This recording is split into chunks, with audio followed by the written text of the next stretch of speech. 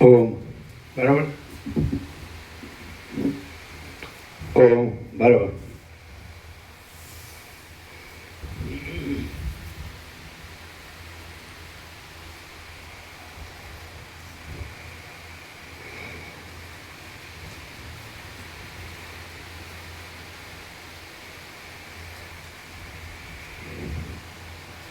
પરમ ચિદાકાશ, પરમ જ્યોતિ, અખંડ જ્યોતિ, મહાચિદાકાશ, સ્વયં પ્રકાશ, સંપૂર્ણ પ્રકાશ, પૂર્ણ બ્રહ્મ, અનંત તેજઘન, અનંત ચિદઘન, પરમાકાશ, કેવલ, અનંત, શુદ્ધ, તેજઘન, પરમાકાશ, અખિલાત્મા, પૂર્ણ બ્રહ્મ, પરમાત્મા, પરમ ચિદાકાશ, પરમ જ્યોતિ, અખંડ જ્યોતિ, અનંત, પૂર્ણ, પરમ ચિદાકાશ, પરમ શાંતિ, સ્વયં સિદ્ધ, स्वयं प्रकाश,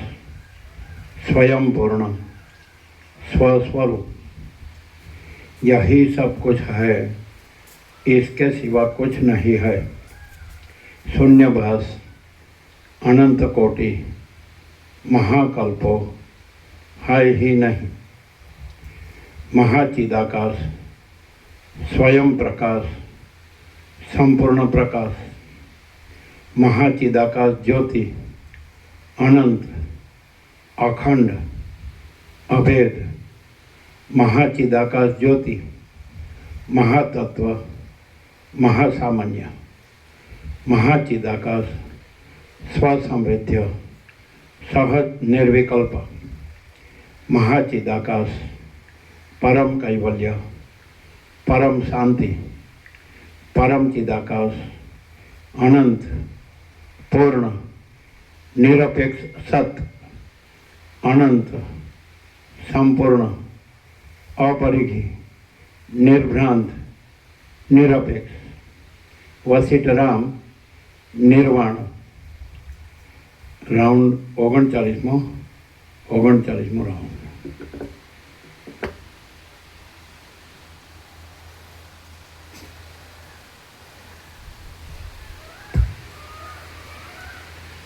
आद्य परब्रह्म सद्गुरु देव की जय। ओम श्री परमात्मने नमः। सद्ग्रंथों में शिरोमणि श्री योग वासिष्ठ महारामायण निर्वाण प्रकरण पूर्वाल।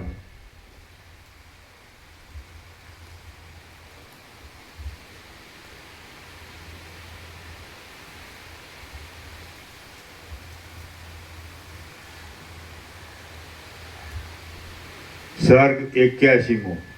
आदिव्याधिनी उत्पत्ति तथा तेनी शांतिना उपाय तथा तेनी शांतिना उपाय इत्यादि। आ 81मा सर्गमां पेज नंबर 1024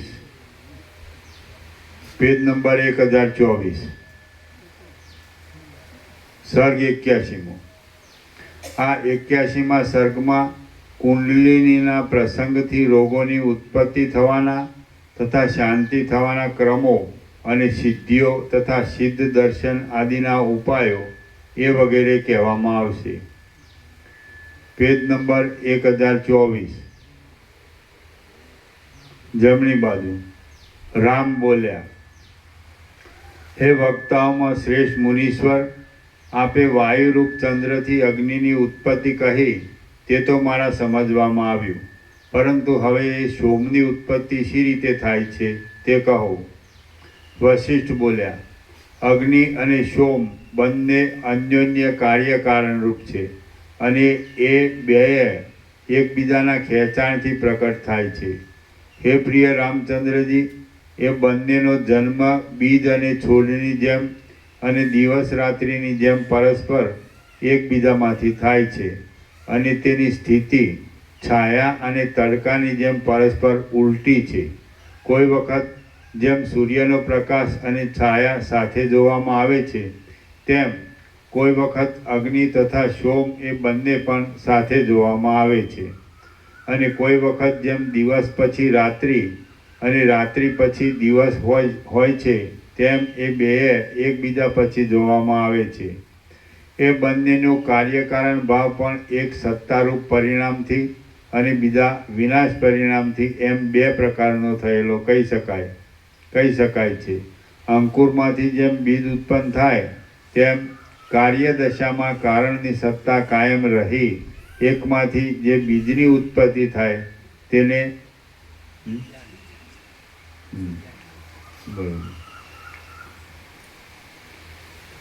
એ બંનેનો કાર્યકારણ ભાવ પણ એક સત્તારૂપ પરિણામથી અને બીજા વિનાશ પરિણામથી એમ બે પ્રકારથી થયેલો કહી શકાય છે.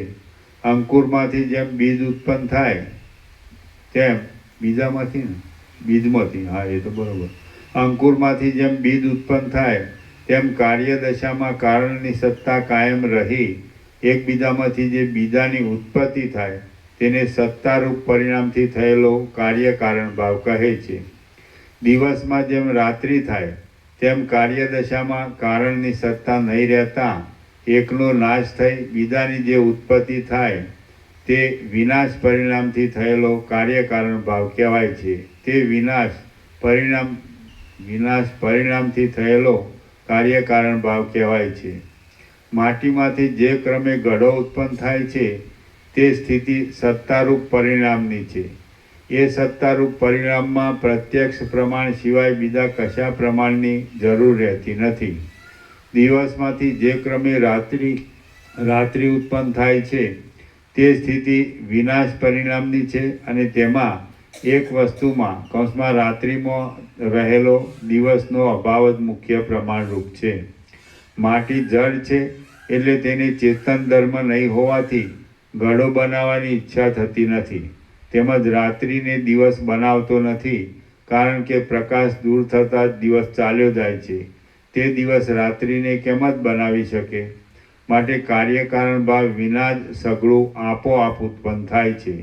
એટલે પહેલાં કહેલા સત્તા પરિણામ કે વિનાશ પરિણામથી થયેલો કાર્યકારણ ભાવ સંભવતો નથી. આવી રીતે સ્વભાવવાદીઓ કાર્યકારણ ભાવનું ખંડન કરે છે તે યોગ્ય નથી, કારણ કે દરેક વસ્તુમાં કાર્યકારણ ભાવ પ્રત્યક્ષ નજરે આવવાથી પોતાના અનુભવમાં આવવા છતાં પણ તેઓ પોતાના મુખથી જ માત્ર નિષેધ કરે છે. હે રામચંદ્રજી, પ્રત્યક્ષ પ્રમાણની પેઠે અભાવ, અનુપલબ્ધિ અભાવ પણ એક પ્રમાણ છે. જેમ કે અગ્નિનો અભાવ કહેવાથી ઠંડીનું પ્રમાણ સર્વજનોના અનુભવમાં આવે છે. અમુક પદાર્થ ગરમ નથી એમ કહેવાથી તેનું ઠંડાપણું આપોઆપ સાબિત થાય છે. અગ્નિ ધુમાડારૂપ અંશથી વાદળા રૂપે બંધાઈ મેઘરૂપ થાય છે. એ વિષયમાં અગ્નિ સત્તારૂપ પરિણામથી શોમનું કારણ જણાય છે. શીતળતાના સાધનથી અગ્નિ પોતે નાશ પામી જઈને જે વાયુભાવને પ્રાપ્ત થાય છે, વાયુમાં લીન થઈ જાય છે, એ વિષયમાં અગ્નિ વિનાશ પરિણામથી શોમનું કારણ છે. વડવાનળ 7 સમુદ્રને શોષી લઈને પાછો ધુમાડા રૂપે વાદળામાં જઈ મેઘરૂપ બને છે. તેમાં અગ્નિનો અને સોમનો પરસ્પર કાર્યકારણ ભાવ રહેલો છે. કૃષ્ણ પક્ષમાં સૂર્ય અમાવાસ્યા પર્યંત ચંદ્રબિંબનું પાન કરી કૌંસમાં તેનું તેજ ખેંચી લઈને પાછો શુક્લ પક્ષમાં સારસ પક્ષી જેમ બાંધેલા કમળને ઉદરમાંથી બહાર કાઢે તેમ બહાર પ્રકાશિત કરે છે. તેમાં પણ અગ્નિ સત્તારૂપ પરિણામથી સોમના કારણરૂપ જણાય છે. વસંત, ગ્રીષ્મ આદિ ઋતુઓમાં ઉષ્મા કૌંસમાં ગરમી રહિત વાયુ અમૃત જેવા ભૂમિના રસને ખેંચી પાછો વર્ષા ઋતુમાં વાદળા રૂપે ગાઢ બની જઈ વૃષ્ટિ વડે જગતરૂપ શરીરને પોષણ આપે છે. આ વિષયમાં અગ્નિ સત્તારૂપ પરિણામથી સોમનું કારણ ભાસે છે, અથવા સૂર્યના કિરણો વડે પૃથ્વીનું જળ ખેંચાયાથી તે કિરણોમાં તેનું રૂપ મળે છે, તેમાં જળ કૌંસમાં સોમ સત્તારૂપ પરિણામથી અગ્નિનું કારણ છે અને સૂર્યના કિરણોરૂપ પરિણામ પામેલા તે જળમાં શીતપણાનો નાશ થઈ જાય ગરમીને લીધે જે અગ્નિત્વ આવે છે તેટલા અંશમાં જળ વિનાશ પરિણામથી અગ્નિનું ઉષ્ણતાનું કારણ જણાય છે. જે કાંઈ આ દ્રશ્ય પ્રપંચ જોવામાં આવે છે તે સગળો અગ્નિશોમીય હોવાથી અગ્નિનો નાશ થવામાં સોમ સત્તારૂપ પરિણામથી કારણરૂપ છે અને સોમના વિનાશના અગ્નિ સત્તારૂપે પરિણામથી કારણરૂપ છે. જેમ દિવસ નાશ પામી અભાવ પરિણામથી રાત્રિ થાય છે તેમ અગ્નિ નાશ પામી વિનાશ પરિણામથી સોમરૂપ થાય છે. અંધકાર અને પ્રકાશ, છાયા અને તડકો, દિવસ અને રાત્રિ એમાં સર્વથી વિલક્ષણ અને સર્વમાં પરોવાયેલું જે કાંઈ સત્તારૂપ વસ્તુ કૌંસમાં બ્રહ્મ છે તેને પંડિતો પણ જ્ઞાન વિના જોઈ શકતા નથી. દિવસના અને રાત્રિના, છાયાના અને તડકાના, અંધકારના અને પ્રકાશના સંધિમાં જે જોડાણ છે તે શૂન્યરૂપ જોતો નથી જ. કેમ કે એ બંનેનો છેલ્લો અને પહેલો અવયવ એ જોડાણમાં જ પરસ્પર લાગેલો છે. જેમ એક પદાર્થમાં પોતાનો ભાવ અને વિરોધીઓનો અભાવ એ બંને રહે છે તેમ એ એક જ જોડાણમાં બંનેની ભાવ અને અભાવ રૂપે સ્થિતિ છે. કૌંસમાં પ્રકાશ પોતે પોતાના સ્વરૂપથી ભાવરૂપ છે અને અંધકારના અભાવ રૂપે વિચારીએ તો તે અભાવરૂપ પણ ભાસે છે ઇત્યાદિ. ભૂમંડળમાં જેમ અંધકાર અને પ્રકાશ વડે દિવસ રાત્રિ જોડાયેલા જ હોય છે તેમ સર્વ પ્રાણીઓ ચૈતન્ય અને જડતા એ બંને વડે જોડાયેલા જ છે. જેમ જળ અને અમૃતના ભેગા થવાથી ચંદ્રબિંબની સ્થિતિ હોય છે તેમ ચૈતન્ય રૂપથી અને જળરૂપી આ જગતની સ્થિતિનો આરંભ જોવામાં આવે છે. હે રામચંદ્રજી, જગતમાં જે પ્રકાશરૂપ અને ચૈતન્યરૂપ સૂર્ય પ્રકાશે છે તે અગ્નિરૂપ છે અને જે કાંઈ જળરૂપ તથા તમરૂપ અંધકારરૂપ છે તે સોમનું શરીર છે એમ સમજો. જેમ બહારના આકાશમાં સૂર્યનો ઉદય થવાથી રાત્રિનું અંધારું જતું રહે છે તેમ ચૈતન્યરૂપ સૂર્યનો અનુભવ રૂપે ઉદય થવાથી જન્મ મરણ આદિ સંસારને ઉત્પન્ન કરનાર અજ્ઞાન પણ નાશ પામે છે.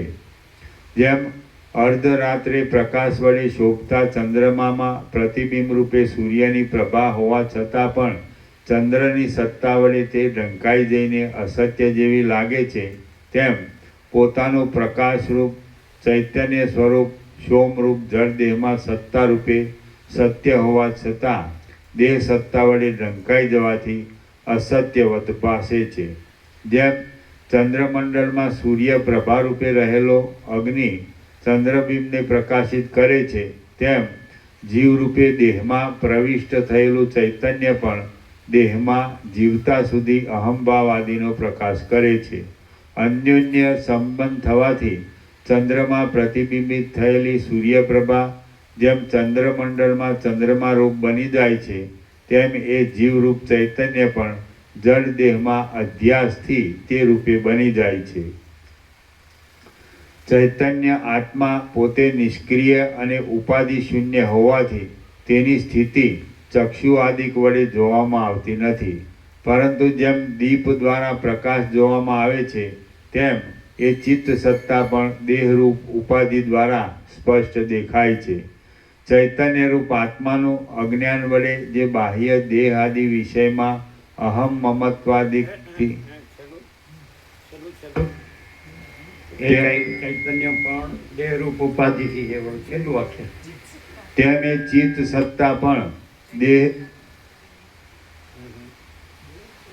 તેમ એ ચિત્ત સત્તા પણ દેહરૂપ ઉપાધિ દ્વારા સ્પષ્ટ દેખાય છે. એટલે ચૈતન્ય રૂપ નહીં, એટલે એ ચૈતન્ય સત્તા જે દેહરૂપ કલ્પનાને પ્રકાશે છે એ રીતે પરોક્ષ જણાય છે, પરોક્ષ જાણવામાં આવે છે. કારણ કે જે દેહરૂપ કલ્પના છે અથવા ભ્રમ છે, ભ્રાંતિ એટલે નથી, તો એ ભ્રાંતિને પ્રકાશે છે ને, તો એ રીતે કે ભ્રાંતિને દેહરૂપ ભ્રાંતિને દેહ દ્રશ્ય હું મારું બધું એ ભ્રાંતિને પ્રકાશનાર તરીકે પરોક્ષ રૂપે જાણવામાં આવે છે એમ લેવાય. દેહ ઉપાધિથી જણાય છે એવું ન લેવાય. બરાબર છે? ક્લિયર છે?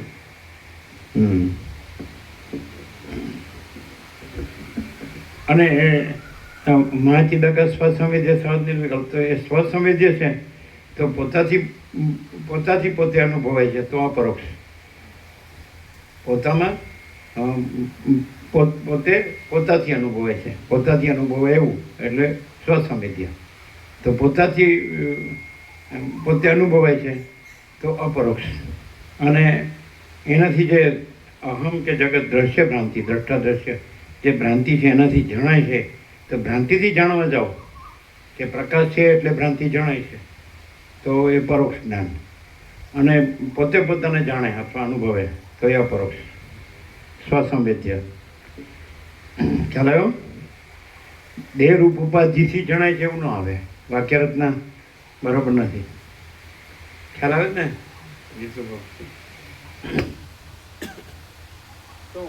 બરાબર. દેહ રૂપ ઉપાધિથી જણાય છે એવું ન કહેવાય, પણ એને એના પ્રકાશક તરીકે એટલે દેહની ભ્રાંતિ હોય ત્યારે દેહની ભ્રાંતિને પ્રકાશનાર પ્રકાશ છે એ રીતે પરોક્ષ જ્ઞાન થાય. પણ એ પ્રકાશ સ્વસંવેદ્ય છે તો એ અપરોક્ષ છે. બરાબર?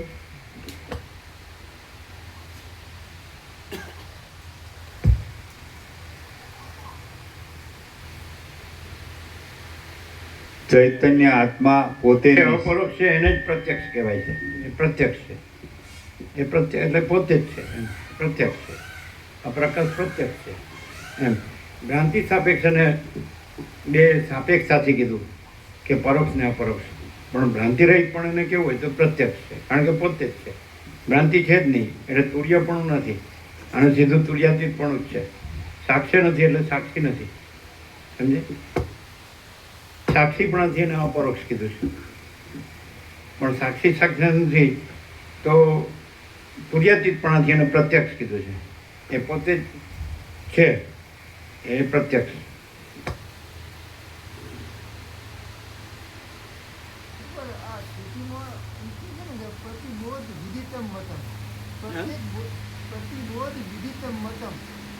प्रत्येक बोध के द्वारा ये आत्मा जाना जाता है. ये परोक्ष ज्ञान प्रतिबोध विदितम मतम. प्रतिबोध प्रत्येक ज्ञान के समय आत्मा जाना जाता है તો પરોક્ષ જ્ઞાન. પ્રતિભાસ સાપેક્ષ પ્રતિબોધ કહેવાય. પ્રતિ શબ્દ છે એ પ્રતિબિંબ વાચક છે, પ્રતિભાસ વાચક છે. એટલે પ્રતિબોધ હોય તો એ આભાસ પ્રકાશ છે. સમજે? એટલે પ્રતિભાસથી સ્વયં પ્રકાશ જાણવામાં આવે છે તો એ પરોક્ષ જ્ઞાન. અને સ્વયં પ્રકાશ સ્વસંવેદ્ય છે તો એ અપરોક્ષ. પણ એ પણ સાપેક્ષતાથી કીધું. પરોક્ષ ને અપરોક્ષ બંને સાપેક્ષતાથી કીધું છે. પ્રતિભાસ સાપેક્ષ કીધું, પણ પ્રતિભાસ નથી તો પરોક્ષ અપરોક્ષ કેવા પણ નથી, અને પ્રત્યક્ષ છે એટલે પોતે જ છે. પ્રત્યક્ષનો પોતે જ છે, અને એને તુર્યાતીત કે. અપરોક્ષ કયો તો સાક્ષી. સમજે? અને પરોક્ષ કયો તો ત્યાં આગળ સાક્ષ્ય સાપેક્ષ સાક્ષી જાણવામાં આવે છે, પણ સાક્ષ્ય નથી તો સાક્ષી એ આરોપ પણ નથી તો એ પ્રત્યક્ષ. એટલે સ્વયં છે, એ જ છે, પોતે જ છે.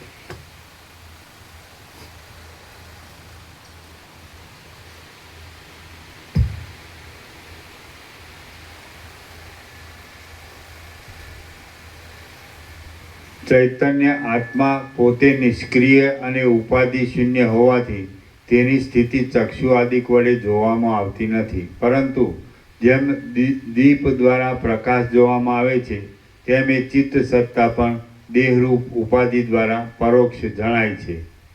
ચૈતન્યરૂપ આત્માનું અજ્ઞાન વડે જે બાહ્ય દેહાદિ વિષયમાં અહમ મમત્વાદિક બંધાવાપણું તે જ સંસારનું કારણ હોવાથી સંસાર કહેવાય છે. અને અધ્યસ્થ સર્વ દેહાદિ વિષયો સ્વપ્નની પેઠે મિથ્યા સમજાઈ જઈ સર્વના સંગથી રહિત જે શુદ્ધ અધિષ્ઠાન ચૈતન્યનો લાભ થવો તે નિર્વાણ છે. અને અધ્યસ્થ સર્વ દેહાદી વિષયો સ્વપ્નની પેઠે મિથ્યા સમજાઈ દઈ સર્વના સંગથી રહિત જે શુદ્ધ અધિષ્ઠાન ચૈતન્યનો લાભ થવો તે નિર્વાણ છે. જેમ ભીંત અને તેના પર પડતો સૂર્યનો પ્રકાશ એ બંને અન્યોન્ય મળેલા જણાય છે, તેમ ઉપર જણાવ્યા પ્રમાણે જીવ ચૈતન્ય અને દેહ એ બે પરસ્પર મળીને જ સત્તા રૂપે જોવામાં આવે છે. એવો વાણીનો વ્યવહાર હોવાથી તે મળેલા છે અને જીવ તથા દેહ પણ અગ્નિશોમરૂપ જ છે. હે પ્રિય રામચંદ્રજી, અગ્નિની કૌંસમાં ચિત્ત સત્તાની અગ્નિની જ કેવળ સ્થિતિ જોવી હોય તો ફક્ત ઉપાધિની નિવૃત્તિ કરી નિરતિશય આનંદ આપનાર પરમ નિર્વાણમાં તે દેખાય છે. અને સોમની કૌંસમાં જડતાની જ કેવળ સ્થિતિ જોવી હોય તો તે અતિશય જડ પાણી પથ્થર વગેરેમાં જોવામાં આવે છે. પ્રાણ ગરમ પ્રકૃતિવાળા હોવાથી અગ્નિરૂપ છે અને અપાન શીતળ પ્રકૃતિવાળો હોવાથી ચંદ્રરૂપ છે. એ બંને મુખ માર્ગમાં ગતિ કરવાવાળા છે અને છાયા પ્રકાશની જેમ તેમની સ્થિતિ પરસ્પર વિરોધવાળી છે. જ્યારે બહારનો શીતળ અપાન વાયુ અંદર દાખલ થાય છે ત્યારે તે ઉષ્ણ પ્રાણાગ્નિમાં મળી જાય તે રૂપે થાય છે. અને જ્યારે ઉષ્ણ પ્રાણાગ્નિ હૃદય સ્થાનમાંથી બહાર નીકળી મુખથી બહાર આગળ દૂર બહારના પ્રદેશમાં જાય છે ત્યારે તે શીતળ અપાનમાં મળી જાય તે રૂપે બની જાય છે. અરીસામાં પડતા પ્રતિબિંબની પેઠે એ બંનેનું અન્યોન્યમાં પ્રતિબિંબ પડે છે. જેમ બહારનો સૂર્ય ભીંતમાં પ્રકાશ ઉત્પન્ન કરે છે તેમ ચૈતન્યરૂપ અગ્નિ આધાર આદિ ચક્રોમાં રહેલ ચતુર્દલ આદિ કમળોની પાંખડીઓમાં સ્ફુરેલ વાણીરૂપી સોમને અનુભવ દ્વારા પ્રકટ કરે છે. સૃષ્ટિના આદિકાળમાં શીતરૂપે અને ઉષ્ણરૂપે સ્ફુરેલી ચેતન સત્તા બ્રહ્માંડના આકારથી જેમ અગ્નિષ્ઠોમ કહેવાય છે, તેમ મનુષ્યોની કૌંસમાં વ્યષ્ટિ દેહોની સૃષ્ટિમાં પણ શીતરૂપે અને ઉષ્ણરૂપે સ્ફુરેલી ચેતન સત્તા જ અગ્નિષ્ઠોમ એવા નામથી કહેવામાં આવે છે. જે દેશમાં અંદર રહેલા પ્રાણરૂપે સૂર્ય બહાર રહેલા અપાનરૂપ સોમની 16મી છેલ્લી કળા ઘડી નથી, તે પ્રાણાપાનની સંધિના મુખથી બહાર આગળ છેટેના પ્રદેશમાં બાહ્ય કુંભક વડે મનની ધારણા રાખી તેમાં તમે સ્થિર થાઓ. જે હૃદયાકાશમાં બહારનો અપાનરૂપ સોમ અંદરના પ્રાણ પવનરૂપ સૂર્યભાવને પ્રાપ્ત થાય છે તેમાં કેવળ ચૈતન્યની સ્થિતિ વડે તમે સ્થિર થઈ રહો. પ્રાણ ચૈતન્યરૂપી સૂર્યની જે કાંઈ ગરમી છે તે અગ્નિરૂપ છે અને અપાનનું જે શીતળપણું છે તે સોમરૂપ છે. એ બંનેનો જે સ્થળમાં પરસ્પરનો મિલાપ થઈ પ્રતિબિંબની પેઠે તુલ્યરૂપતા થઈ જાય છે તે સૂક્ષ્મ ચૈતન્યાકાશમાં તમે મનને સ્થિર કરો. હે નિષ્પાપ રામચંદ્રજી, બહાર જેમ સૂર્યાદિકનું ગ્રહણ જોવામાં આવે છે તેમ શરીરમાં પણ સોમ સૂર્ય અને અગ્નિના ગ્રહણ કલ્પવામાં આવે છે. જે અપાનની શીતળતા જઠરાગ્નિથી ગળાય તે સોમનું અગ્નિથી ગ્રહણ થાય છે. બહારના અપાન વાયુની શીતળતાથી જે પ્રાણની ઉષ્ણતા ગળાય તે અગ્નિનું સોમથી ગ્રહણ કહેવાય છે. અને સૂર્યના ગ્રહણનો ક્રમ તો ઉપર જણાવવામાં આવી ગયો છે. એ સર્વગ્રહણ થવાનો જે સૂક્ષ્મ કાળ છે તેને એકાગ્ર મન વડે તમે જાણનારા થાઓ. કેમ કે પુણ્યાદિકમાં બહારના ગ્રહણના સમયો ઉપર જણાવેલ ગ્રહણ પાસે તૃણ જેવા અતિ તુચ્છ છે. હે પ્રિય રામચંદ્રજી, સંક્રાંતિ, ઉત્તરાયણ, દક્ષિણાયન અને સંવત્સર આદિ કાળને જેમ બહાર જાણી શકીએ છીએ તેમ પ્રાણ અપાન આદિ દેહવાયુઓ વડે જ એ સઘળું અંદર પણ અનુભવમાં આવવાથી તમે જેમ ગઢાને જાણો છો તેમ પ્રત્યક્ષ જાણી શકો. તો જ આ યોગી પુરુષોની પુણ્યકથામાં તમે શોભાવાળા રહો. નહીતર બીજા પ્રસંગમાં તમે રોકાવો તો તેવી શોભાવાળા ગણાવો તો એવી શોભાવાળા ગણાવો નહીં. શ્રી યોગવાસિષ્ઠ મહારામાયણમાં નિર્વાણ પ્રકરણના પૂર્વાર્ધનો અગ્નિષ્ટોમ વિચારણ નામનો સર્ગ 81મો સમાપ્ત. સર્ગ 82મો અણિમાદી સિદ્ધિઓના ઉપાય. આ 82મા સર્ગમાં યોગી પુરુષને દેહનું અણુપણું તથા સૂક્ષ્મપણું થવાના ઉપાયો સ્થૂળપણું. આ 82મા સર્ગમાં યોગી પુરુષને દેહનું અણુપણું તથા સ્થૂળપણું થવાના ઉપાયો, જ્ઞાનની થતી સિદ્ધિ, પરકાયમાં પ્રવેશ તથા તેની ભોગ પ્રાપ્તિ એ કથા યુક્તિથી કહેવામાં આવશે. વશિષ્ઠ બોલ્યા, યોગીઓનો દેહ જે ક્રિયાથી અણુતાને અને સ્થૂળતાને પ્રાપ્ત થાય છે તે હું સારી રીતે કહું છું, તમે સાંભળો. હૃદય કમળના ચક્રની ઉર્ધ્વ કૌંસમાં ઉપલી પાંખડી ઉપર સુવર્ણના ભમરા જેવો અને વર્ષા ઋતુમાં સંધ્યાકાળે ચમકતી વીજળીના જેવો કાંતિમાન અને પીળો અગ્નિકણ રહે છે. જેમ વાયુ વડે બહારનો અગ્નિ વૃદ્ધિ પામે છે તેમ વૃદ્ધિના ઉપાયના જ્ઞાનથી એ અંદર રહેલો અગ્નિકણ પણ વધી શકે છે. એ જઠરાગ્નિ ચેતનરૂપ હોવાથી વૃદ્ધિ પામ્યા છતાં પણ બહારના અગ્નિની જેમ દેહને નહીં બાળતા સૂર્યની જેમ અત્યંત પ્રકાશને પ્રાપ્ત થાય છે. પ્રાતઃકાળની સંધ્યામાં પ્રથમ જ ઉદય પામતા બાલ સૂર્યના જેવી કાંતિવાળો એ અગ્નિકણ સુવર્ણને જેમ અગ્નિ ગાળી નાખે તેમ ક્ષણ માત્રમાં આખા દેહને અવયવ સહિત ગાળી નાખે છે. અર્થાત દેહના પાર્થિવ ભાગને તેના ઉપાદાનરૂપ જળ ભાગમાં લીન કરી દે છે. ઉપર જણાવ્યા પ્રમાણે માયાથી આરંભી પગ સુધી માથાથી આરંભી પગ સુધી ગળી જાય છે. તે પછી તે અગ્નિકણ પોતાનો ઉષ્ણ સ્વભાવ હોવાથી જળભાગની શીતતાને નહીં સહન કરતા ગરમી વડે એ જળભાગનું પણ શોષણ કરી પોતે જુદો જ ચિત્તરૂપ સૂક્ષ્મ શરીરમાં રહે છે. પાર્થિવ અને જલ શરીરને પોતપોતાના ઉપાદાન કારણમાં લીન કરી અવશેષ રહેલો એ અગ્નિકણ જેમ પવનના ઝપાટાથી ઝાકળ ક્યાંય જતું રહે છે તેમ પ્રાણમાં ક્ષોભ થવાથી પોતે પણ ક્યાંય કૌંસમાં પોતાના ઉપાદાનરૂપ પ્રાણ આદિ પવનમાં લીન થઈ જાય છે. તે વખતમાં કેવળ અગ્નિમાંથી નીકળતા ધુમાડાની જેમ સુષુમ્ના નાડીની જુદી પડેલી યોગીની કુંડલીની શક્તિ કૌંસમાં જીવ શક્તિ સંસ્કાર રૂપે રહેલા સૂક્ષ્મ દેહાકાશમાં અવશેષ રહે છે. મન, બુદ્ધિ, જીવ આદિથી જોડાયેલી લિંગ શરીરમાં જ અહંકારને સંકેલી કૌંસમાં સૂક્ષ્મરૂપ રાખનારી નગરથી ઉર્ધ્વ પ્રદેશમાં બહાર નીકળેલી ધૂમ્રલેખાની પેઠે ચમત્કારથી યથેષ્ટ ગતિ કરવાની શક્તિવાળી એ યોગીની કુંડલીની શક્તિ કમળ, શિલા, તૃણ, ભીંત, પથ્થર, સ્વર્ગલોક અને ભૂલોક આદિમાં જ્યાં જ્યાં પ્રવેશ કરી પાછી નીકળી જવા માટે યોજના કરે ત્યાં ત્યાં તે સૂક્ષ્મ ભાવથી પ્રવેશ કરી બહાર નીકળી જાય છે. હે પ્રિય રામચંદ્રજી, એ જ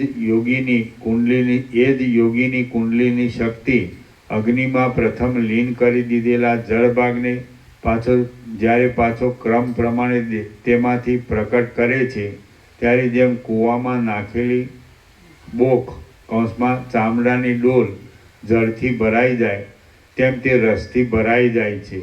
હે રામચંદ્રજી, જેમ ચિત્રકારની બુદ્ધિમાં સ્ફુરેલી રેખા તેવા આકારે બહાર પ્રકટ થાય છે તેમ રસથી પૂર્ણ થયેલી એ કુંડલીની શક્તિ પણ પ્રથમ ખેંચી લીધેલા પાર્થિવ ભાગને પાછો પ્રકટ કરી જેવા આકારની ભાવના કરે તેવો આકાર કૌંસમાં યોગ્ય સામર્થ્યથી થઈ જાય છે.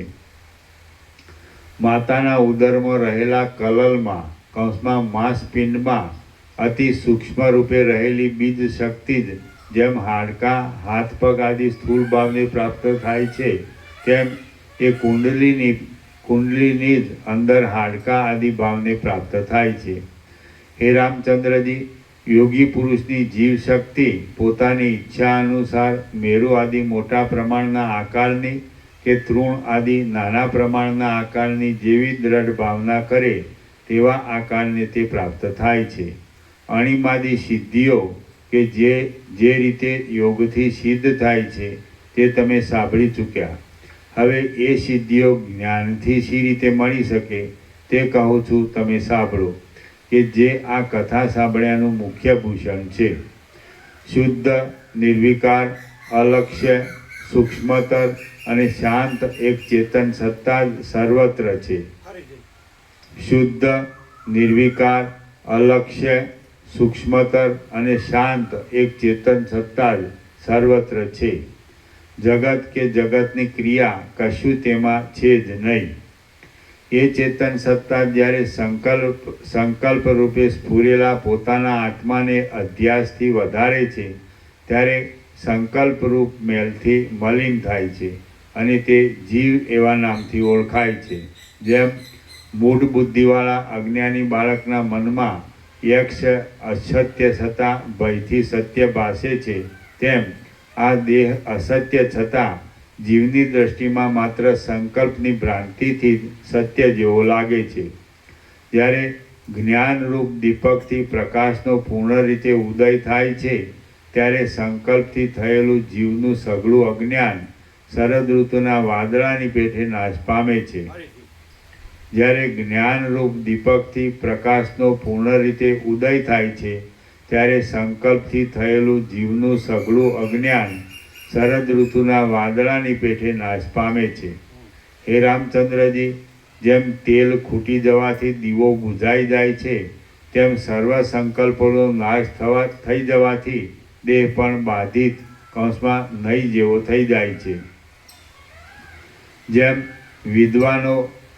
નિદ્રાનો નાશ થવાથી સ્વપ્ન જોવામાં આવતું નથી, તેમ સત્ય પરમાત્માનો સાક્ષાત્કાર થવાથી દેહ પણ મિથ્યા હોવાથી જોવામાં આવતો નથી. જેમ સત્ય પરમાત્માનો સાક્ષાત્કાર થવાથી દેહ પણ મિથ્યા હોવાથી જોવામાં આવતો નથી, જેમ નિદ્રાનો નાશ થવાથી સ્વપ્ન જોવામાં આવતું નથી, તેમ સત્ય પરમાત્માનો સાક્ષાત્કાર થવાથી દેહ પણ મિથ્યા હોવાથી જોવામાં આવતો નથી. જે તત્વ ન હોય તેમાં તત્વની ભ્રાંતિ થાય એટલે જીવ દેહમાં બંધાઈ રહે છે, પરંતુ જે તત્વ ન હોય તેમાં તત્વની ભ્રાંતિ થાય તો જીવ દેહમાં બંધાઈ રહે છે, પરંતુ એક પરમાત્માની ભાવના કરવાથી તે જીવ દેહના બંધન વગરનો થઈ સુખી અને પરમ શોભાયમાન થાય છે. પરંતુ એક પરમાત્માની ભાવના કરવાથી તે જીવ દેહના બંધન વગરનો થઈ સુખી અને પરમ શોભાયમાન થાય છે. હે પ્રિય રામચંદ્રજી, દેહાદી અનાત્મ પદાર્થમાં આત્મબુદ્ધિ થવી એ હૃદયનો અંધકાર છે અને તે એવો તો દારૂણ છે કે બહારનો સૂર્ય આદિ પ્રકાશ તેને ભેદી શકતો નથી. હે પ્રિય રામચંદ્રજી, દેહાદી અનાત્મ પદાર્થમાં આત્મબુદ્ધિ થવી એ હૃદયનો અંધકાર છે અને તે એવો તો દારૂણ છે કે બહારનો સૂર્ય આદિ પ્રકાશ તેને ભેદી શકતો નથી. પોતાના આત્મામાં જ એક આત્મબુદ્ધિ થવાથી સર્વમાં ફેલાઈને રહેલું નિર્મળ, નિરંજન, શુદ્ધ અધિષ્ઠાન ચૈતન્ય જ હું છું એવો જ્ઞાનરૂપ સૂર્ય જ્યારે ઉદય પામે ત્યારે જ તે હૃદયનો અંધકાર કૌંસમાં અજ્ઞાન નાશ પામે છે. પોતાના આત્મામાં જ એક આત્મબુદ્ધિ થવાથી સર્વમાં ફેલાઈને રહેલું નિર્મળ, નિરંજન, શુદ્ધ અધિષ્ઠાન ચૈતન્ય જ હું છું એવો જ્ઞાનરૂપ સૂર્ય જ્યારે ઉદય પામે ત્યારે જ તે હૃદયનો અંધકાર અજ્ઞાન નાશ પામે છે. બીજા કેટલાક આત્મજ્ઞાની પુરુષો જેમાં જેવી ભાવના કરે તેમાં દ્રઢ ભાવનાને લીધે તેમને તેવું જ દેખવામાં આવે છે. હે રામચંદ્રજી, મૂઢ ઝેરના કીડા વગેરે પણ દ્રઢ ભાવનાના આગ્રહને લીધે ઝેરનું અમૃતની પેઠે ભક્ષણ કરે છે અને દૂધ, અન્ન આદિ અમૃતને ઝેરની દ્રઢ ભ્રાંતિથી ઝેરની પેઠે માની અભક્ષ્ય ગણે છે. એવી જ રીતે દ્રઢ સંકલ્પથી જે ભાવના કરવામાં આવે તે તત્કાળ તેવી જ રીતે સિદ્ધ થાય છે. એવા અનેક દ્રષ્ટાંતો લોકમાં વારંવાર જોવામાં આવે છે. આ દેહ સત્યપણાથી જો જોવામાં આવે તો દેહ રૂપે સત્ય દેખાય છે, પરંતુ જો અસત્ય ભાવથી દેહને જોઈએ તો સઘળું અધિષ્ઠાન ચૈતન્યમય જ હોવાથી બ્રહ્માકાશ રૂપે ભાસે છે. હે સુશીલ રામચંદ્રજી, અણીમાદી સિદ્ધિ મેળવવા માટે ઉપર જણાવેલી યુક્તિ તમારા સાંભળવામાં આવી. હવે એ વિશે બીજી યુક્તિ કહું છું, તે સાંભળો. જેમ બહારના વાયુમાં રહેલી ફૂલની સુગંધી નાક પાસે જાય, તેમ રેચક પ્રાણાયામના અભ્યાસના યોગથી જીવને જ્યારે કુંડલીની શક્તિરૂપ ઘરમાંથી જુદો પાડી બીજાના દેહમાં, જીવમાં કે બુદ્ધિમાં વૈભવ ભોગવવા માટે દાખલ કરવામાં આવે, ત્યારે ચેષ્ટા વગરનો એ દેહ લાકડાના જેવો જડ થઈ જાય છે. જેમ ઝાડને પાણી પાનારો માળી પોતાના હાથમાં રહેલા ગડાના પાણીથી જે ઝાડ કે લતાને પાણી પાવાને ઈચ્છે છે તેને પાય છે, તેમ એ જીવને પણ સ્થાવરમાં કે જંગમમાં જે પદાર્થમાં પોતાને ઈચ્છા થાય તેની અંદર સારી રીતે વૈભવ ભોગવવાને યોજી શકાય છે. હે પ્રિય રામચંદ્રજી, એ પ્રમાણે પરકાયામાં પ્રવેશ કરી સિદ્ધિના વૈભવો ભોગવી રહ્યા પછી એ જીવને પોતાનું પૂર્વનું શરીર રહેલું હોય તો તેમાં અથવા બીજું જે કાંઈ પોતાને રૂચે તેમાં જેટલા કાળ સુધી ઈચ્છા હોય તેટલા કાળ સુધી પ્રવેશ કરે છે. અથવા એ યોગી પુરુષ પરકાય પ્રવેશ કરી વૈભવો ભોગવ્યા પછી સર્વમાં વ્યાપ્ત થઈ રહેલા પોતાના ચૈતન્ય ચમત્કારથી સર્વ સ્થાવર જંગમ દેહોમાં, તેના જીવોમાં અને સત્વાદી ગુણોમાં સંપૂર્ણ રીતે વ્યાપ્ત થઈ રહે છે. યોગથી મળેલા ઐશ્વર્યથી ભરપૂર થયેલો એ જીવ નિત્ય સ્વપ્રકાશ અને નિર્દોષ પોતાના આત્મ સ્વરૂપને ઓળખી જે ઈચ્છા કરે તે તત્કાળ મેળવે છે. પરંતુ અજ્ઞાનનું પડર ખસી જવું એ જ પરમ પદ છે, એમ વિવેકી પુરુષોનું માનવું છે. શ્રી યોગ વાસિષ્ઠ મહારામાયણમાં નિર્વાણ પ્રકરણના પૂર્વાર્ધનો અણીમાદી લાભ યોગોપદેશ નામનો સર્ગ 82મો સમાપ્ત. સર્ગ 83મો કિરાટની કથા. આ 83મા સર્ગમાં ચૂડાલા સિદ્ધિના વૈભવો, શિખીધ્વજ રાજાનું અજ્ઞાન અને ગુરુ ઉપદેશની સફળતાના સંબંધમાં કિરાટના આખ્યાનનું વર્ણન કરવામાં આવશે. વશિષ્ઠ બોલ્યા, શિખીધ્વજ રાજાની રાણી ચૂડાલાએ ઉપર જણાવ્યા પ્રમાણે પ્રાણાયામ આદિ યોગનો દ્રઢ અભ્યાસ કરી અણીમાદી સિદ્ધિઓનું ઐશ્વર્ય મેળવ્યું. મોહની નિવૃત્તિ થઈ જવાને લીધે અને તાપોનો નાશ થઈ જવાથી ગંગાના જેવી નિર્મળ અને શીતળ એ ચૂડાલાએ આકાશ માર્ગ વડે ગમન કરવા માંડ્યું. સમુદ્રરૂપ ગુફામાં પ્રવેશ કરવા માંડ્યો અને ઈચ્છા પ્રમાણે પૃથ્વીમાં પણ ફરવા માંડ્યું. જે રાણી પોતાના પતિના વક્ષસ્થળમાંથી અને ચિત્તમાંથી એક ક્ષણ માત્ર પણ દૂર ગયેલ હતી એ જ ચૂડાલા. દૂર ગયેલ નહોતી.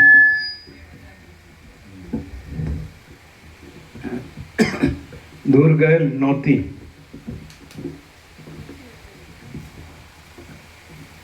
મરી ગયા પછી એ દૂર નથી જતી ને.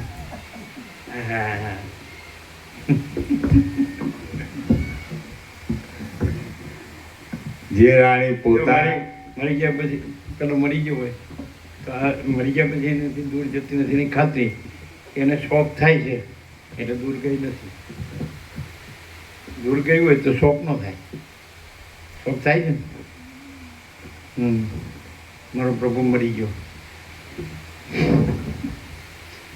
શું મુકુંદ પ્રભુ શું કહે? બરાબર નથી. એટલે દૂર ગઈ ન કહેવાય. દૂર ગઈ હોય તો શોખ ન થાય. वसित में सब ठग पकड़ जाते हैं.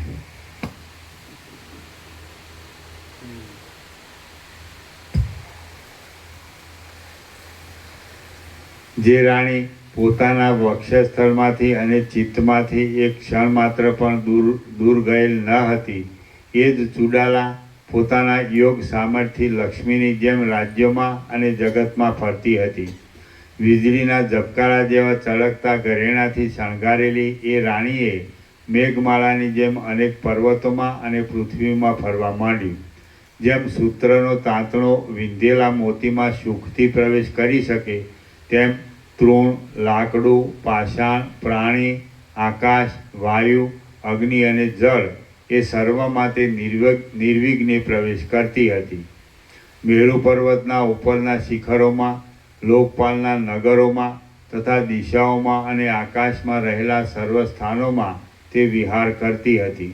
પક્ષી, ભૂત, પિશાચ, નાગ, દેવ, દાનવ, વિદ્યાધર, અપ્સરા અને સિદ્ધ એ વગેરે સાથે તે વાર્તાલાપાદી વ્યવહાર કરતી હતી.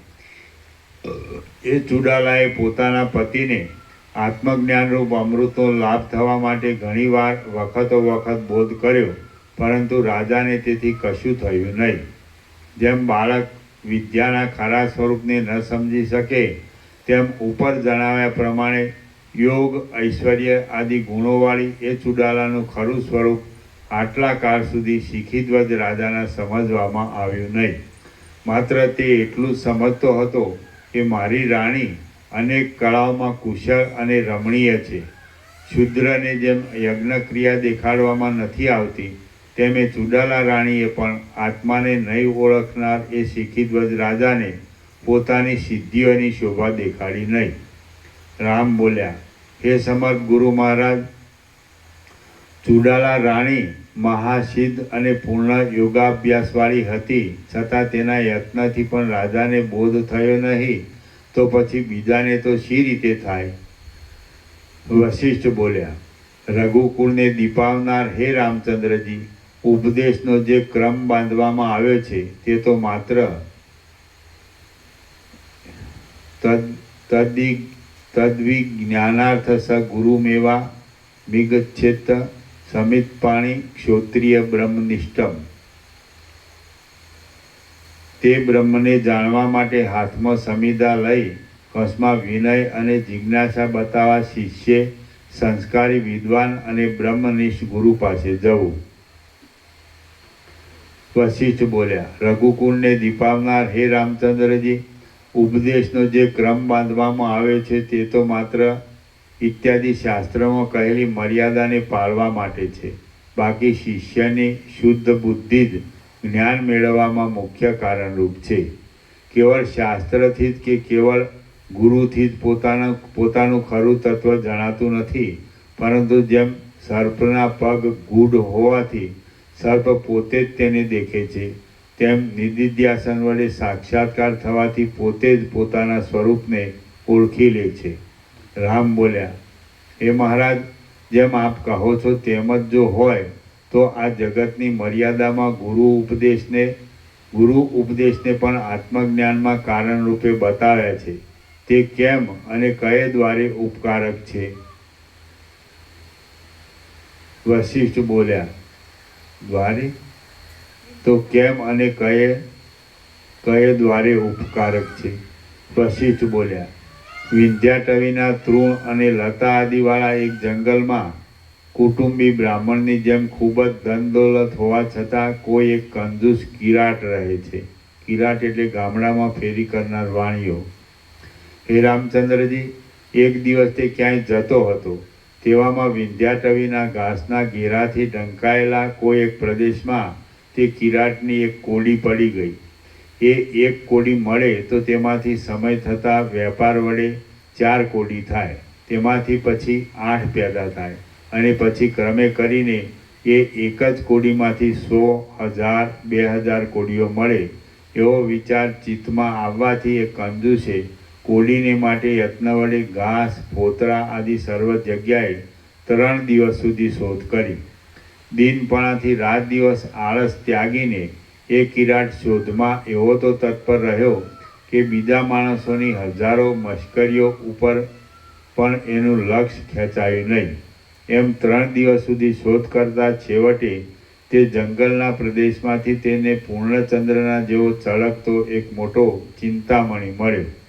તે મળવાથી મનમાં પ્રસન્ન થઈ ઘેર આવીને તે જગતના સઘળા વૈભવોને ભોગવનારો, દરિદ્રતા આદિ દુઃખોથી રહિત અને મહાસુખી થઈ રહ્યો. એ પ્રમાણે જેમ કિરાટે રાત દિવસ મનમાં ગ્લાનિ ન લાવતા કોડીની શોધ કરી, તો આખા ભૂમંડળના જેવો મહામૂલ્યવાન ચિંતામણી તેને મળ્યો. તે જ પ્રમાણે શાસ્ત્રના ઉપદેશથી પોતાના આત્માનું સ્વરૂપ ઓળખાય છે. જેમ કોડી શોધવા જતાં કિરાટને ચિંતામણીનો લાભ થયો, તેમ ગુરુ ઉપદેશના ક્રમથી શાસ્ત્રના શ્રવણ વગેરે મારફત જે જ્ઞાન ઇન્દ્રિયથી મળે નહીં, તેની શોધ કરતાં મનન નિધિધ્યાસન દ્વારા અપરોક્ષ જ્ઞાનનો લાભ થઈ જાય છે.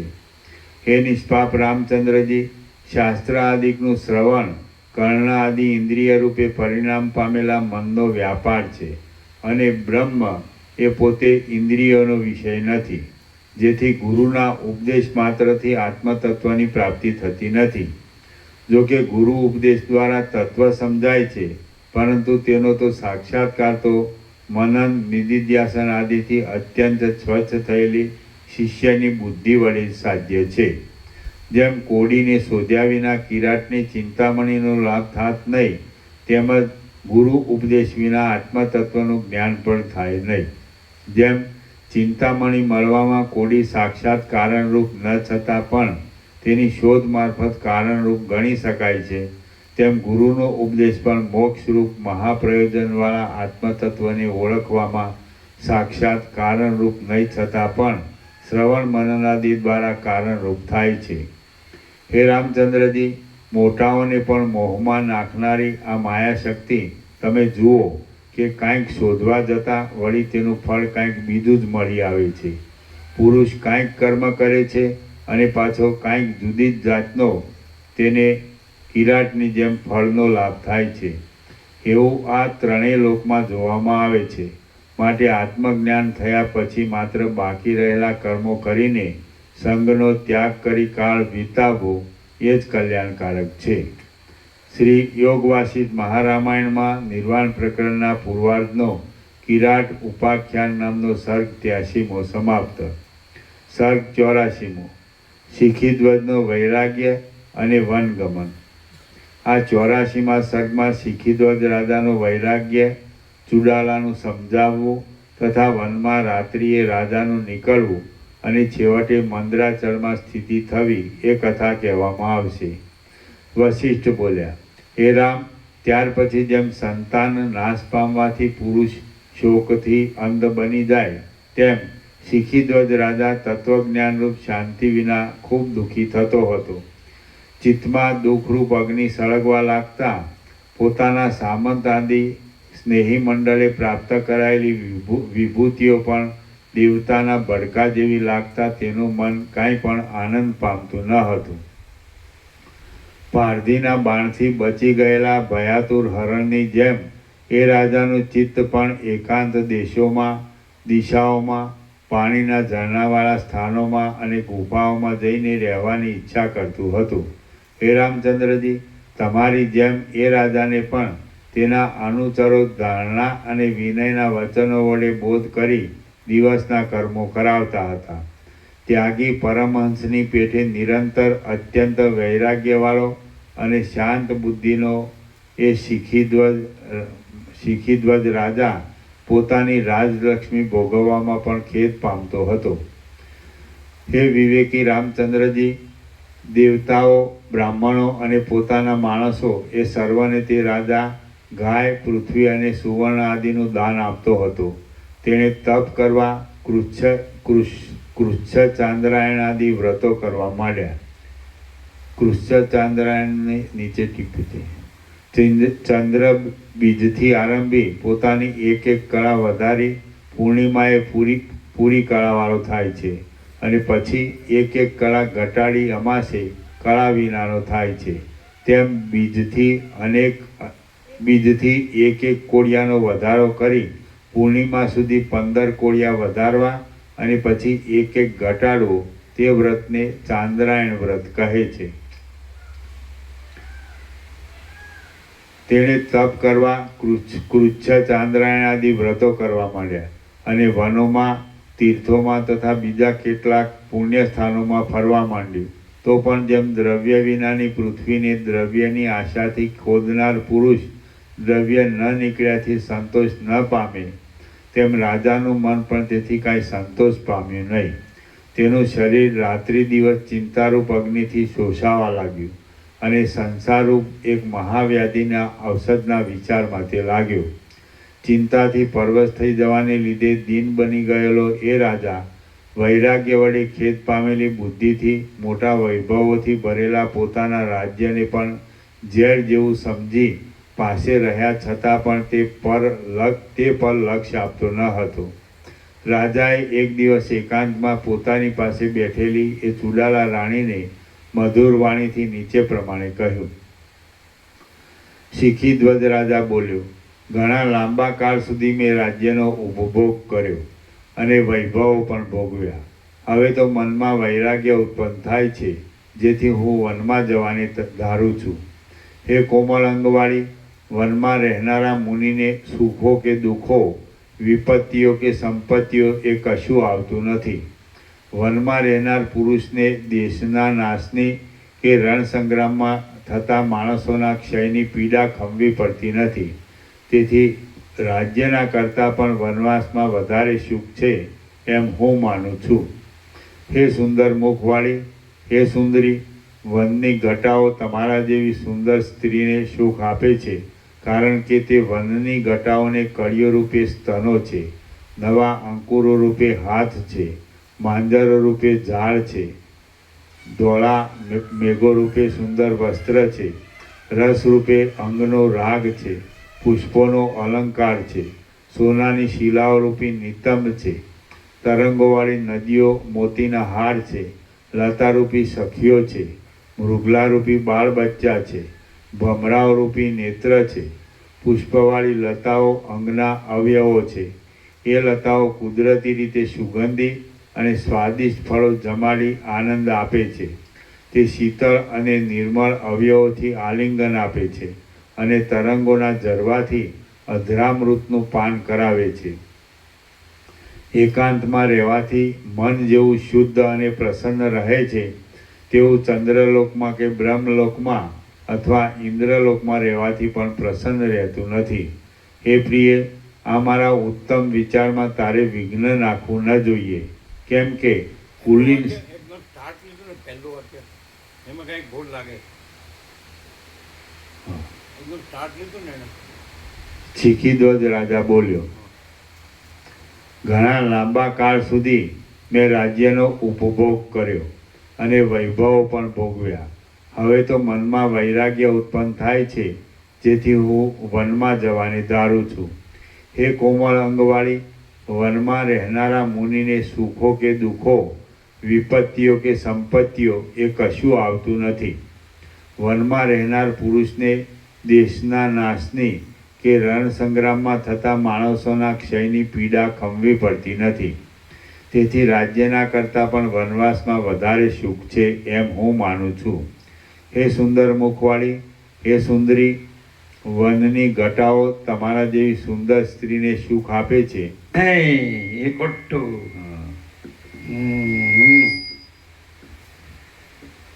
તમને સુખ નથી આપતી, તમારા જેવો નહીં, અમારા જેવાઓને. એટલે એને તો ના પડે છે કે તારે ન અવાય. તમારા જેવા નહીં, અમારા જેવાને. મને વૈરાગ્ય થયો છે એટલે મારે ત્યાં બરાબર છે કે નહીં? નહીં, તમારા જેવાઓને શબ્દ ખોટો છે. અમારા જેવાઓને, અમારા જેવાને એટલે જેને વૈરાગ્ય છે ને હવે આ બધું નથી ગમતું, રાજ્ય ભોગોલક્ષ્મી, તો અમારા જેવાને ત્યાં શાંતિ મળે એમ નથી. બરાબર સમજાતું નહીં હોય, નથી બરાબર. અમારા જેવાઓને શું મુકુંદરું એને પોતાને જવું છે ને, એને ક્યાં લઈ જાવી છે? એને તો ના પડે છે, તારે ન હોય એમ કહે છે. હા, તો 30 તને તો દુઃખ પડે, અમારા જેવો નહીં. નહીં સમજાતું હોય. તમારા જેવા નહીં, અમારા જેવા. શું મુકુંદ પ્રભુ? પણ રાજ્ય ને વન બે નજીક હોય ને તો પાછું થોડો વાંધો નહીં. શું કહો? રાજ્ય ને વન નજીક હોય તો વાંધો નહીં. રાજી થઈ ગયા હો, રાજીના રેડ. બંનેને લાભ મળે. પણ રેડ એટલે રેડ સિગ્નલ.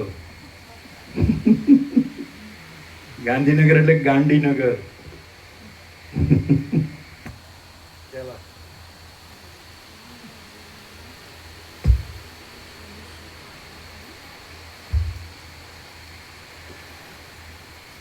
હે સુંદર મુખવાળી, હે સુંદરી, વનની ઘટાઓ અમારા જેવાઓને સુખ આપે છે, કારણ કે તે વનની ઘટાઓને કળીઓ રૂપે સ્તનો છે, નવા અંકુરો રૂપે હાથ છે, માંજર રૂપે ઝાડ છે, ધોળા મેઘો રૂપે સુંદર વસ્ત્ર છે, રસ રૂપે અંગનો રાગ છે, પુષ્પોનો અલંકાર છે, સોનાની શિલાઓ રૂપી નિતંબ છે, તરંગોવાળી નદીઓ મોતીના હાર છે, લતારૂપી સખીઓ છે, મૃગલારૂપી બાળ બચ્ચા છે, ભમરાઓરૂપી નેત્ર છે, પુષ્પવાળી લતાઓ અંગના અવયવો છે.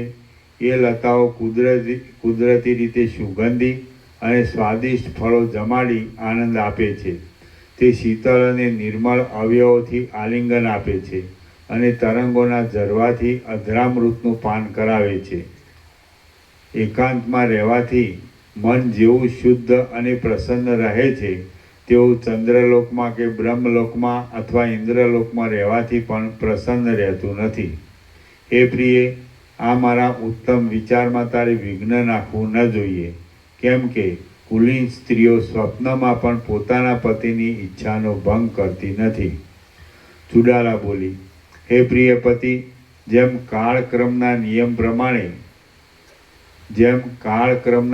પ્રમાણે વસંત ઋતુમાં પુષ્પ અને શરદ ઋતુમાં ફળ શોભે છે, તેમ જે સમયમાં જે કામ કરવું યોગ્ય હોય તે સમયમાં તે કરવામાં આવે તો શોભે છે, પણ જો તેથી ઉલટું જ બને તો તે શોભતું નથી. વૃદ્ધાવસ્થાને લીધે જેનો દેહ ગરડો થઈ ગયો હોય તેવાઓને વનવાસ કરવો ઘટે છે, પરંતુ તમારા જેવા યુવાનોને એ વાત ઘટતી નથી, માટે મને તે ઠીક લાગતું નથી. હે મહારાજ, જ્યાં સુધી આપણે યૌવનથી રહિત થયા નથી ત્યાં સુધી પુષ્પોના સમૂહથી રહિત નહીં થયેલા વૃક્ષોની પેઠે ઘરમાં શોભીએ છીએ. જ્યારે પુષ્પોને ધારણ કરનારી લતાઓના પુષ્પો જેવા ધોળા વાળવાળી વૃદ્ધાવસ્થા આવશે ત્યારે આ હંસો જેમ સરોવરોમાંથી જતા રહે તેમ બહાર નીકળી વનમાં જઈશું. હે રાજા, યોગ્ય વખત થયા વિના પ્રજા રક્ષણના કામને છોડી દેનાર રાજાને રાજ્યના કેટલાક છિદ્રો ઉગાડા થઈ જવાને લીધે મોટું પાપ લાગે છે. નહીં કરવાના કાર્યોથી રાજાને તેના નોકરો પરસ્પર સલાહ કરી રોકી રાખે છે અને પ્રજા પણ તેને તેવા કામ કરતા અટકાવે છે. શિખીધ્વજ રાજા બોલ્યો, હે કમળ જેવા નેત્રવાળી રાણી, મેં ધારી રાખેલા વિચારમાં વિઘ્ન નાખવાનું બંધ કર, કેમ કે હું અહીંથી દૂર એકાંતમાં વનમાં ગયેલો જ છું એમ તું સમજજે. હે કોમલાંગી, તું બાળક અને મૃદુ અવયવવાળી છે, માટે તારે વનમાં આવવું નહીં, કેમ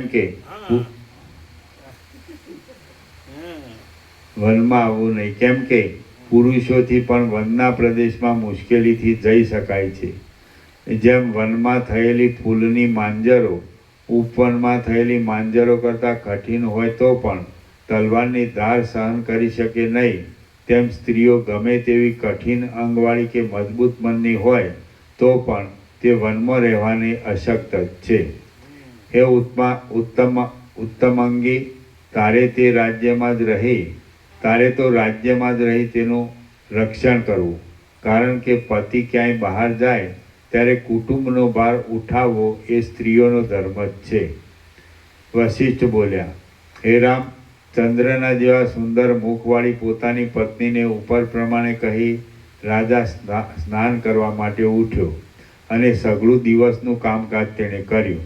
જેમ હવે પછી શિખીધ્વજ રાજા સઘળું પ્રજાનું કામકાજ બંધ કરી સઘળા મનુષ્યોથી ન જોઈ શકાય તેવા વનમાં જશે, તેમ સૂર્યનારાયણ પણ પ્રજાનું સઘળું કામકાજ બંધ કરી સર્વ મનુષ્યોથી દુઃખ વડે ન જઈ શકાય એવા અસ્તાચળ પર્વતમાં ચાલ્યા ગયા, આથમી ગયા.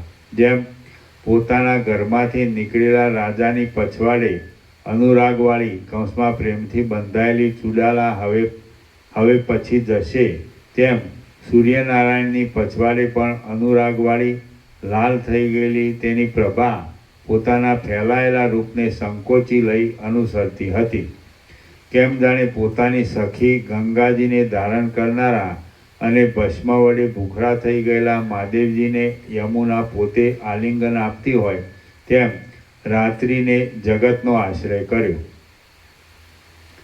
જ્યારે સંધ્યાકાળના વાદળાઓ રૂપી દંત પંક્તિ ધારણ કરનારી અને તમાલ રૂપ બાળકોને ખોળામાં ધારણ કરનારી દિશાઓને પોતાનો આછો પ્રકાશ રાત્રિ એ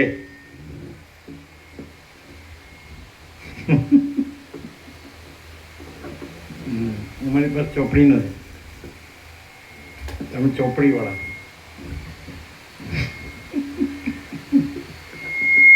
રાત્રિ ને કે રાત્રિ એ? રાત્રિ એ શું છાપેલું છે? ને છાપેલું કે એ છાપેલું? ને હે ને તો એ કેમ જાણે પોતાની સખી ગંગાજીને ધારણ કરનારા અને ભસ્મ વડે ભૂખરા થઈ ગયેલા મહાદેવજીને યમુના પોતે આલિંગન આપતી હોય, તેમ રાત્રિએ જગતનો આશ્રય કર્યો.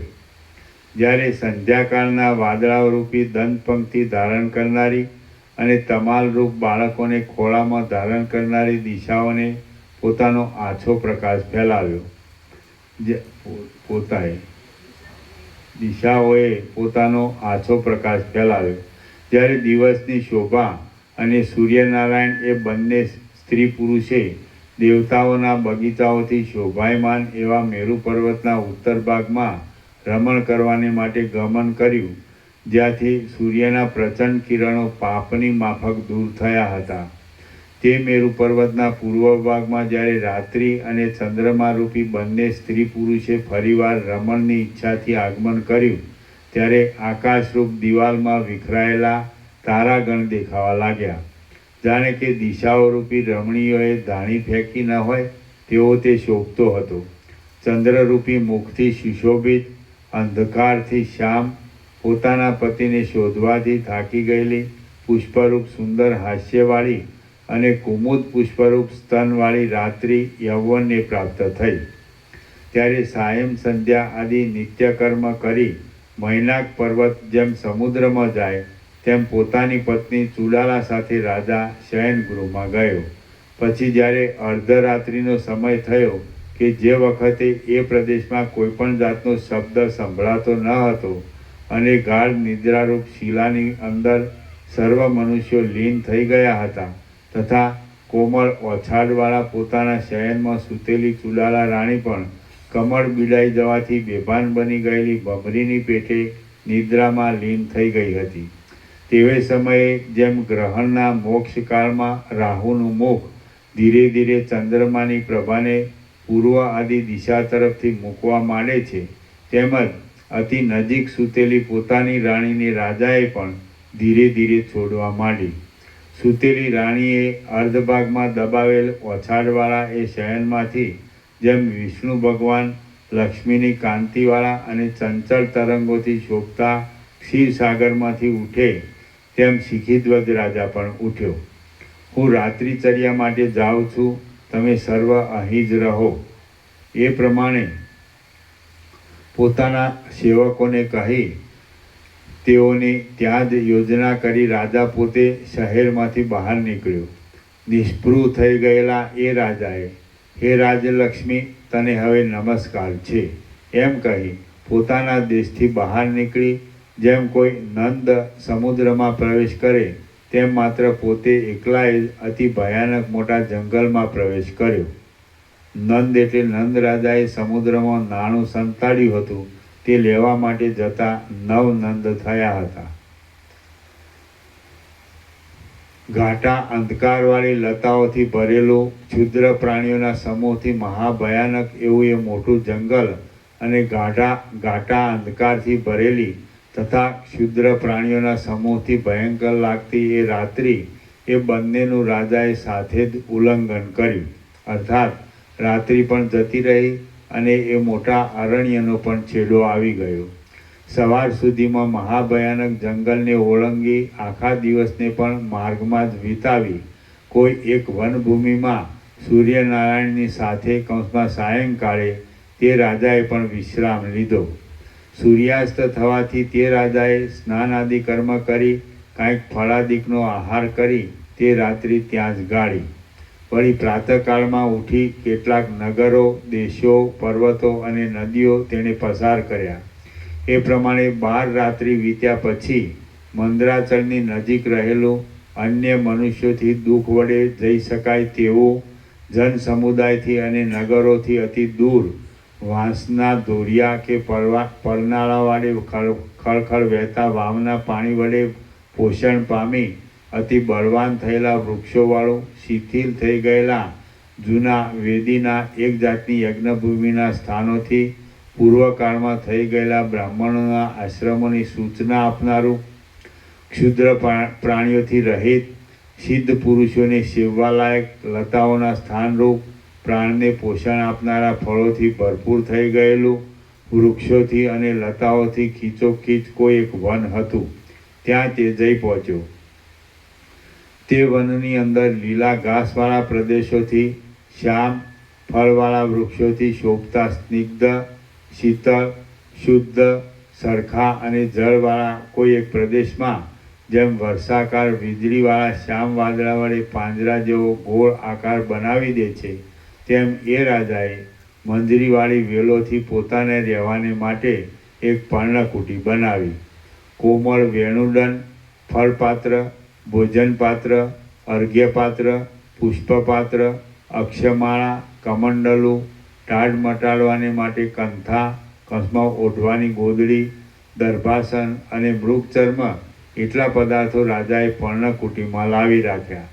જગતમાં જેમ બ્રહ્માએ પ્રથમથી સર્વ પદાર્થને માટે ક્રમ બાંધી રાખ્યો છે, તેમ એ રાજાએ બીજું પણ જે કાંઈ તપસ્વીના કાર્ય માટે યોગ્ય લાગ્યું તેની પણ એ પર્ણકુટીમાં ગોઠવણ કરી રાખી. એ રાજાએ પ્રાતઃકાળના પહેલા પહોરમાં સંધ્યા કરીને પછી જપ કરવા માંડ્યો. બીજા પહોરમાં ફૂલ, દર્ભ, લાકડા આદિ વીણવાનું કામ તેમજ સ્નાન અને દેવપૂજન કરવા માંડ્યું. પછી કાંઈક વનનો ફળ, કંદ તથા કમળ આદિનું ભક્ષણ કરી પાછો જપ પરાયણ રહી જીતેન્દ્રિય શિખીધ્વજ રાજા એકલો જ રાત્રિ પસાર કરતો હતો. એ પ્રમાણે મંદરાચળની પાસેના પ્રદેશમાં પર્ણકુટી બાંધી તેની અંદર ખેદ પામ્યા વિના પ્રસન્નતાથી જ એ રાજાએ દિવસો ગાળવા માંડ્યા. પ્રથમ અનુભવમાં આવેલો નવો રાજવિલાસ તેના સ્મરણમાં પણ આવ્યો નહીં. કેમ કે હૃદયમાં વિવેક ઉત્પન્ન થયા પછી રાજ્યલક્ષ્મીઓ કોના મનનું હરણ કરી શકે છે? અર્થાત કોઈ પણ વિવેકી પુરુષના મનનું હરણ કરી શકતી નથી. શ્રી યોગ વાસિષ્ઠ મહારામાયણમાં નિર્વાણ પ્રકરણના પૂર્વાર્ધનો શિખીધ્વજ પ્રવજ્યા નામનો સર્ગ 84મો સમાપ્ત. ઓમ ઓમ ઓમ. પ્રસાદ આપી દો. પ્રસાદ આપી દો.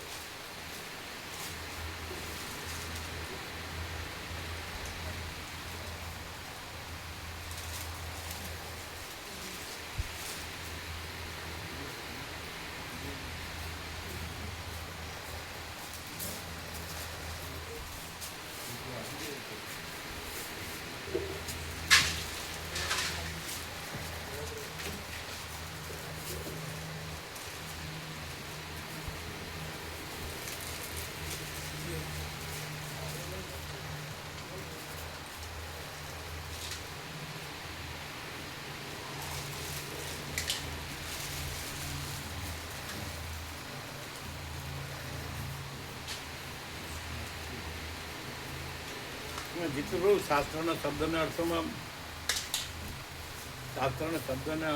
ભમ્યા કરો ને તો એન્ડ જ ના હોય, પાર જ ના હોય. ખ્યાલ જ મુકુંદો સીધો પ્રકાશ જ છે, બસ આનંદ જ છે અને શાંતિ જ છે. શું બીજું? બીજું કશું વિચારવાનું રહેતું જ નથી. વિચાર જ નથી અને વિચારનારે નથી. અનંત પ્રકાશ, અનંત આનંદ, અનંત શાંતિ જો હોય છે હોય.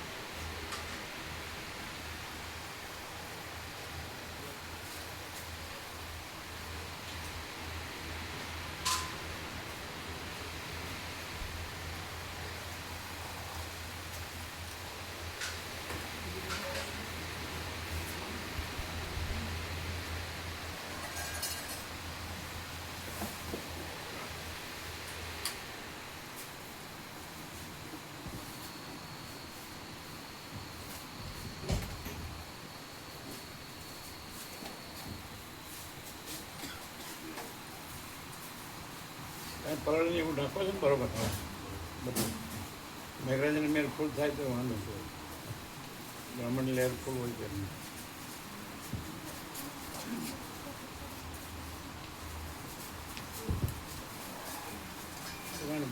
પેલું લાવજો લિસ્ટ આપણે ગોઠવો હોય તો. આ તમારા ઉભા રહેજો, તમારા પ્રભુનું ગોઠવો જોઈએ. લિસ્ટ આવો બસ.